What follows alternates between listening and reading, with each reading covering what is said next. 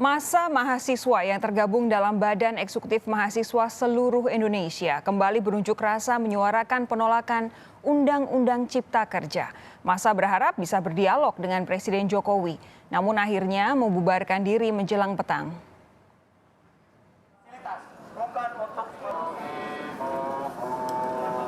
Bahwa hadirnya kita mahasiswa hari ini bukan untuk merusak fasilitas, bukan untuk merusak ketentraman umum, tapi hadirnya mahasiswa hari ini yaitu untuk merusak pesta elit dan oligarki di sana.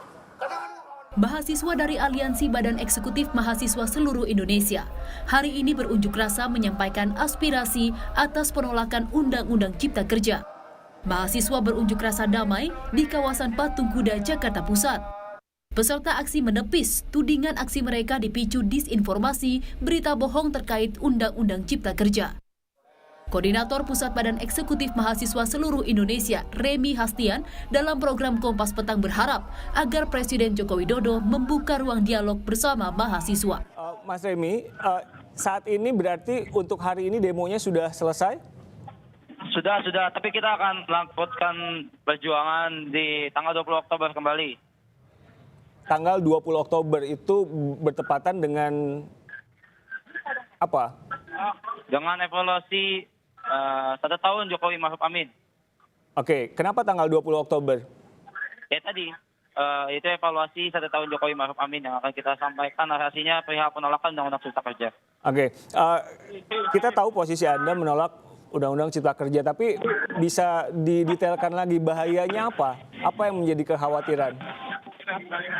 Oke, ini saya mohon maaf ya Mas, karena masih meneduh di... Ya, saya mengerti posisi Anda sedang hujan deras. Terima kasih meluangkan waktu.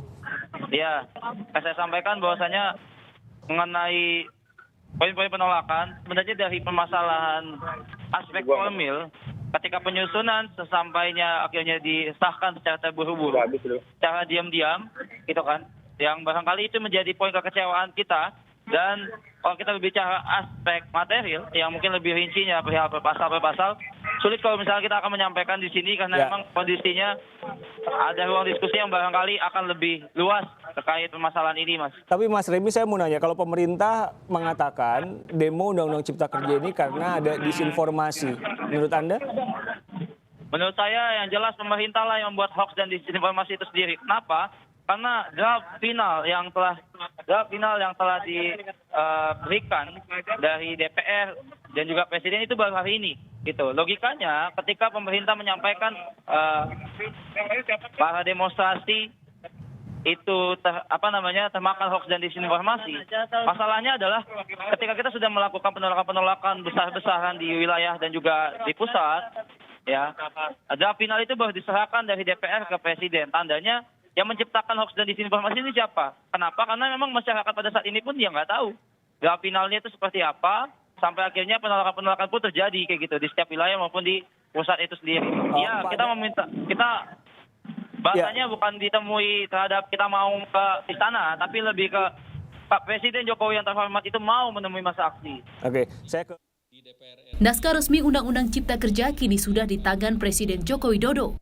Dan secara peraturan memiliki waktu 30 hari untuk ditandatangani. Sebelumnya Presiden Joko Widodo menekankan Undang-Undang Omnibus Law merupakan undang-undang sapu jagat. Undang-undang ini merupakan inisiasi atau usulan dari pemerintah untuk mendorong investasi dan lapangan kerja. Jokowi pun menilai ada disinformasi dan sejumlah hoax terhadap Undang-Undang Cipta Kerja. Saya melihat adanya unjuk rasa penolakan Undang-Undang Cipta Kerja yang pada dasarnya dilatar belakangi oleh disinformasi mengenai substansi dari undang-undang ini dan hoax di media sosial. Saya ambil contoh, ada informasi yang menyebut tentang penghapusan UMP, upah minimum provinsi, UMK, upah minimum kota kabupaten, UMSP, upah minimum sektoral provinsi. Hal ini tidak benar, karena faktanya upah minimum regional UMR tetap ada. Kemudian adanya kabar yang menyebutkan bahwa semua cuti sakit, cuti kawinan, cuti khitanan, cuti baptis, cuti kematian, cuti melahirkan dihapuskan. Dan tidak ada kompensasinya. Saya tegaskan juga ini tidak benar. Kemudian apakah perusahaan bisa mem-PHK kapanpun secara sepihak? Ini juga tidak benar. Yang benar, perusahaan tidak bisa mem-PHK secara sepihak. Kemudian juga pertanyaan mengenai benarkah jaminan sosial dan kesejahteraan lainnya hilang. Yang benar, jaminan sosial tetap ada. Presiden Joko Widodo telah menerima draft Undang-Undang Cipta Kerja dari DPR Rabu 14 Oktober lalu. Draft Undang-Undang Cipta Kerja tinggal dibubuhkan tanda tangan Presiden Jokowi hingga Undang-Undang Sapu Jaga tersebut resmi berlaku. Tim Liputan Kompas TV. Penolakan terhadap Undang-Undang Cipta Kerja masih berlanjut. Lalu bagaimana respons pemerintah atas sejumlah substansi Undang-Undang Cipta Kerja yang jadi sorotan publik? Dan sebelumnya DPR telah menyerahkan naskah resmi Undang-Undang Cipta Kerja kepada Presiden Joko Widodo untuk ditandatangani. Kita akan bahas bersama Menko Polhukam Mahfud MD. Selamat malam, Pak Mahfud. Selamat malam, Mbak. Dengan Sofi, Bapak Kompas TV. Pak Mahfud sehat ya? Iya. Oke, sehat, alhamdulillah. Pak, Undang-Undang Cipta Kerja masih menuai polemik, masih jadi dinamika, dapat pro dan kontra dari berbagai kalangan. Pemerintah akankah membuka ruang untuk berdialog soal ini, Pak Mahfud? Tentu, dialog itu dibuka. Pertama, kalau mau yang PP, peraturan pemerintah, itu kan masih terbuka ya, untuk hal-hal yang sifatnya masih menjadi perbedaan tafsir. Pemerintah mengatakan ini udah bagus karena gini, lalu kata yang satunya kurang, ya dituangkan aja bagaimana nanti di peraturan pemerintah. Lalu nanti setiap menteri terkait, yang tanah, ya urusan tanah, yang perhubungan, keuangan, nanti akan membuat permen sendiri-sendiri terkait Omnibus Law itu. Ada peraturan menteri, masih bisa lagi dibuat. Lalu ada peraturan kepala daerah gitu. Itu juga disebutkan di situ harus dibuat peraturan kepala daerah. Nanti bisa ditampung lagi di situ. Jadi dialog masih terbuka.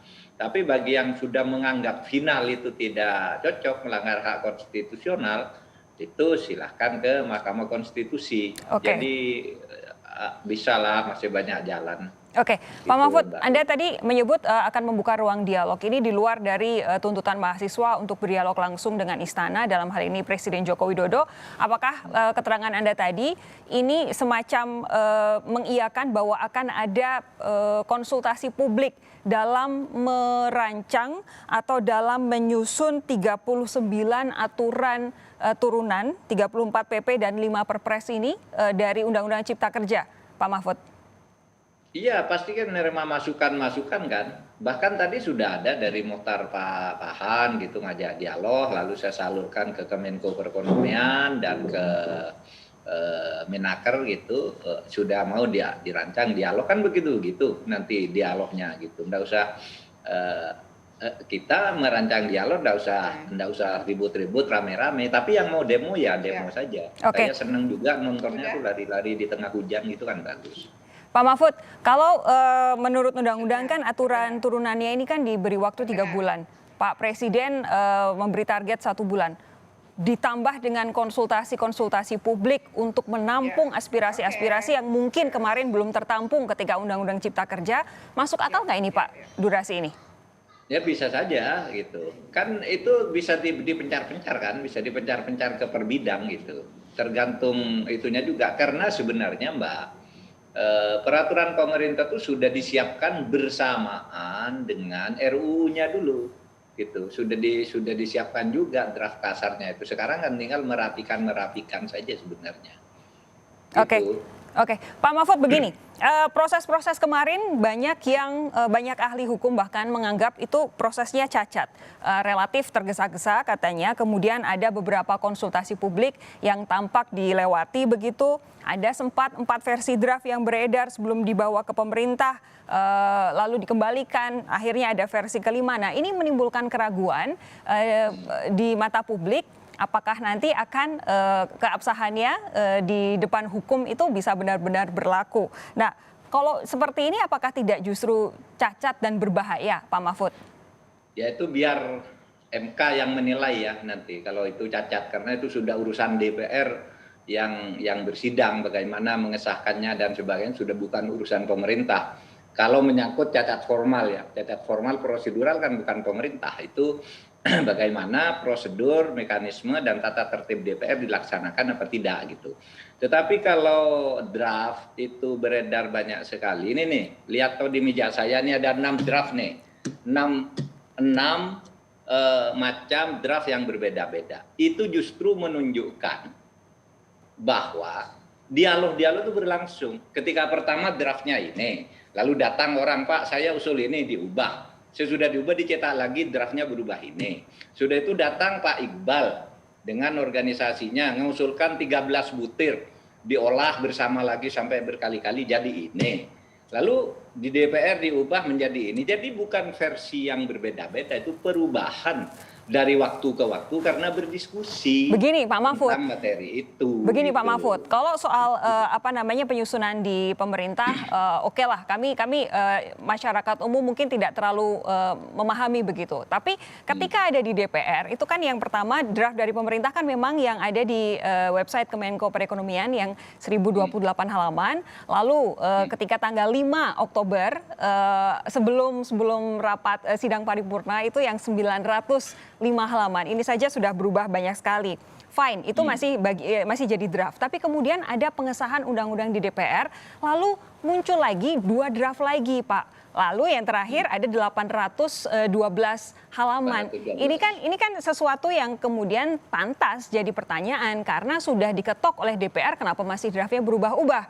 Ketika dibilang bahwa itu sekedar typo dan sekedar format kertas, mohon maaf, tapi seolah-olah ini kayak menyepelekan nalar publik begitu Pak Mahfud. Betul, pantas tuh menjadi pertanyaan. Saya pun bertanya, kenapa bisa berubah-ubah begitu?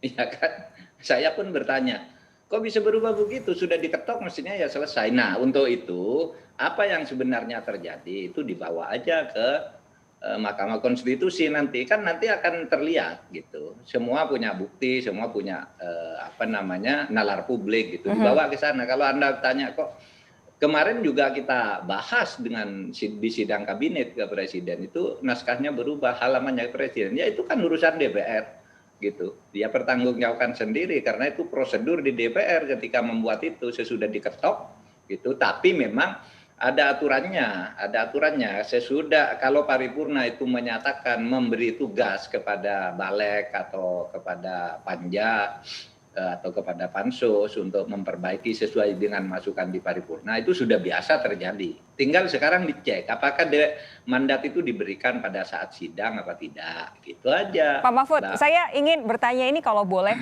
silakan dijawab kalau misalkan menurut Pak Mahfud pantas untuk dijawab. Anda kan ex-ketua MK. Kalau kemudian ada undang-undang yang setelah disahkan oleh DPR walaupun belum ditandatangan oleh Presiden itu kemudian naskah narasinya, redaksionalnya berubah, apa sih hukumnya Pak? Bisa dibatalkan. Jadi begini, pertama judicial review, pengujian yudisial itu ada 2. Satu uji materi, itu digugat kalau isinya dianggap salah, isinya dianggap inkonstitusional. Yang kedua, uji formal, uji prosedur, yaitu dia minta dibatalkan karena prosedurnya melanggar aturan. Misalnya yang harus hadir 6 fraksi dari 10 fraksi, misalnya tidak memenuhi syarat itu berarti cacat formal, itu bisa dibatalkan, cacat prosedur gitu. Misalnya perubahan itu harus melalui mekanisme apa, ternyata tidak melalui itu bisa dibatalkan oleh Mahkamah Konstitusi dan itu sudah sering dilakukan. Saya dulu membatalkan Undang-Undang Badan Hukum Pendidikan. Yang digugat itu cuma beberapa pasal, tapi saya batalkan semua tuh. Undang-Undang Hukum Badan Pendidikan itu salah. Pak Jimli juga membubarkan Undang-Undang Komisi Kebenaran dan Rekonsiliasi juga dibubarkan. Itu biasa, kalau memang salah ya enggak apa-apa gitu. Silakan aja, kalau saya sih nunggu aja. Pak Mahfud, begini, ini kan substansi intensinya kami yakin ini adalah sesuatu yang baik. Bahwa pemerintah memang punya kemauan untuk menciptakan lapangan kerja seluas-luasnya dengan cara menarik investor sebanyak-banyaknya. Tapi begini, intensinya baik, intended outcome-nya mungkin baik, tapi bagaimana dengan dampak-dampak yang mungkin tidak terpikirkan, unintended outcome yang kemudian jadi bahan untuk sebagian publik ini berunjuk rasa. Fakta-fakta bahwa misalkan ada beberapa pasal yang sebelumnya ada menjadi tidak ada atau tidak ada menjadi ada, seperti soal pajak daerah, isu-isu selundupan PLTN nuklir, penghilangan kata keamanan dari frasa keselamatan dan keamanan lingkungan. Bagaimana pemerintah menjelaskan ini, Pak Mahfud? Kalau perubahan, kehilangan kata-kata itu sebelum sidang paripurna, itu boleh, berarti ada pembahasan di dalam. Seperti pasal 170 yang dulu diributkan kan, apa keributannya di situ? Kok ada pasal yang menyatakan kalau undang-undang jalan, pemerintah bisa membuat peraturan pemerintah untuk mencabut isi undang-undang ini, itu kan salah ya, dicabut, diubah gitu. Itu kan proses pembahasan yang normal-normal saja gitu. Tetapi kalau perubahan itu dilakukan sesudah pengesahan, itu tidak boleh. Oke. Itu tidak boleh. Nanti silakan itu dibuktikan. Oke, jadi kalau bisa membuktikan bahwa perubahan pasal terjadi setelah disahkan, silakan. Seharusnya kemudian MK membatalkan. Tetapi kalau tidak, berarti wadahnya adalah konsultasi publik ketika membuat aturan turunan, begitu ya? Oh iya, betul. Ya. Betul, Pak, begini, soal penanganan protes, saya ingin bertanya, kenapa kemudian disebut bikin gaduh sih, Pak? Protes itu kan bagian dari demokrasi, Pak Mahfud. Ya enggak apa-apa, kan kita biarin protes. Seperti hari ini banyak protes, banyak demo, di mana-mana banyak demo. Yang kita tangkap itu kan mereka yang bikin kerusuhan. Itu loh yang membakar di depan Sarina, itu ada 2 halte base itu dibakar. Di situ ada pos polisi dibakar. Ada polisi dilempar dengan botol kaca. Itu di Banten itu sampai memar gitu. Kemudian ada yang ketangkap membawa batu, membawa ketapel, membawa panah, membawa pedang, itu kan ada semua dan orangnya diperlihatkan juga di TV. Nah, kita begini, Mbak, demokrasi itu menghendaki kebebasan. Oleh sebab itu harus dibebaskan. Tetapi demokrasi juga harus didampingi oleh nomokrasi. Nomokrasi itu aturan hukum gitu. Nah, yang semuanya ditahan, ditangkap ini kan mereka yang sudah ada bukti awal yang cukup, mereka melakukan kerusuhan. Di Jogja misalnya, orang sehalus Sri Sultan Hamengkubuwono itu sampai marah memulai pengumuman, saya minta ke rakyat Jogja lawan. Mereka ini mau merusak kota, kan gitu. Sultan tidak pernah seumur-umur bilang sampai begitu, biasanya halus. Tapi dia membuat video diviralkan, Pemda resmi, ini yang merusak kota ini, dilawan gitu. Itu sampai orang sehalus Sultan Hamengkubuwono loh. Jadi itu yang kita tangkap, yang begitu-gitu, membakar, merusak, dan sebagainya itu. Begini. Kalau ada orang yang tidak membakar ditangkap, lapor ke saya hari ini, saya bebaskan malam ini. Kalau memang tidak buat kerusuhan ya, Pak Mahfud, lapor ke saya, siapa orangnya. Bahwa ada orang-orang yang memancing di air keruh ketika unjuk rasa itu pasti. Sejak dulu kita berunjuk rasa, sejak dulu 98 juga pasti ada seperti itu begitu. Tapi ini kan dari sisi pengunjuk rasanya. Bagaimana dari sisi aparat? Ini sejauh ini banyak sekali laporan masuk terutama ke SafeNet tentang kekerasan dalam interogasi, tentang penggunaan pentungan ketika membubarkan massa. Bahkan kemarin muncul isu tentang penyerangan atau pengejaran terhadap ambulans. Apa tanggapan pemerintah soal ini? Iya, kita selesaikan nanti. Mana dikasih ke saya, dikasih ke Polri gitu, siapa pelakunya dan di mana. Sebab saya sering mendapat kayak gitu juga. Sesudah ditanya ini terjadi di mana, itu ternyata 2 tahun lalu gambar itu.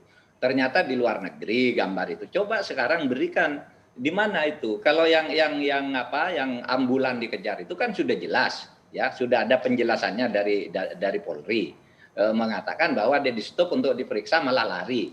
Ya jadi dikejar, sesudah dikejar ternyata di situ tidak ada orang sakit di dalamnya, tapi justru ada barang-barang yang ya seperti batu dan sebagainya. Apakah ini benar apa tidak? Nanti kita periksa, kita buktikan gitu. Kita juga enggak suka dong kalau ada polisi kok orang ambulan atau tenaga kesehatan kok ditangkap-tangkap, itu enggak boleh. Polisinya harus ditindak. Bagaimana koordinasi antara pemerintah dengan Polri misalkan untuk memastikan bahwa penanganan terhadap unjuk rasa itu benar-benar sesuai dengan kaidah kepolisian supaya pemerintah tidak kemudian dianggap represif? Ya koordinasinya biasa aja, kita setiap saat itu ketemu. Jadi kalau ada kasus-kasus seperti itu kita bahas, ya. Lalu kan tinggal buktinya apa dan di mana. Dan banyak juga kan orang yang sudah ditindak begitu. Cuma lalu itu seakan-akan tidak menjadi berita penting bagi media massa gitu. Tapi ya nanti kita lihat saja itu semua gitu. Oke. Kita akan terbuka lah kepada publik. Oke, komitmennya terbuka ya. Pak Mahfud terakhir, ini kan sejak tadi awal kita berbincang, Pak Mahfud sudah mempromosikan untuk membawa judicial review, ketidakpuasan ini menuju ke Mahkamah Konstitusi melalui judicial review. Bagaimana dengan pandangan bahwa kemarin beberapa bulan yang lalu, awal September tepatnya, diketok Undang-Undang MK yang memperpanjang usia masa jabatan hakim-hakim MK sehingga ada semacam kesan bahwa hakim MK diberi tanda kutip hadiah terlebih dulu untuk memuluskan rencana Undang-Undang Cipta Kerja, Pak Mahfud. Ya tidak apa-apa, pandangan itu kan boleh saja, ini negara demokrasi sih. Saya disclaimer kalau pandangan itu yang mungkin benar, mungkin salah. Saya disclaimer aja, kan tidak ada kaitannya dengan saya itu. Dengan tugas saya orang-orang memberi hadiah kepada MK DPR-nya misalnya, kalau itu benar. Itu tapi kan tidak ada niat itu dari pemerintah? Oh enggak ada, kalau pemerintah kan enggak. Itu kan undang-undang itu adalah hak inisiatif DPR, undang-undang perubahan MK itu yang buat DPR loh. Bukan pemerintah. Pemerintah diminta membuat, tapi kan DPR mayoritas isinya pendukung pemerintah, Pak Mahfud. Lah ya, tapi kan DPR partai sendiri yang dia institusi sendiri, mayoritas memang pendukung pemerintah. Tapi pemerintah kan tidak bisa memaksa-maksa dan melarang-larang DPR gitu. Oke, jadi bukan maksud pemerintah untuk itu ya? Itu undang-undang itu dari DPR, Mbak. Itu rancangan inisiatif dari DPR gitu, bukan dari pemerintah. Pemerintah bahas ke situ, kalau di voting kalah gimana? Misalnya kan. Baik, di voting kalah susah tampaknya karena ada setuju dari 9 ini yang partai pendukungnya pemerintah. Baik, iya kan. Pak Mahfud, terima kasih sudah bergabung bersama kami malam hari ini di Sapa Indonesia Malam. Sehat terus ya Pak Mahfud. Sehat terus, alhamdulillah.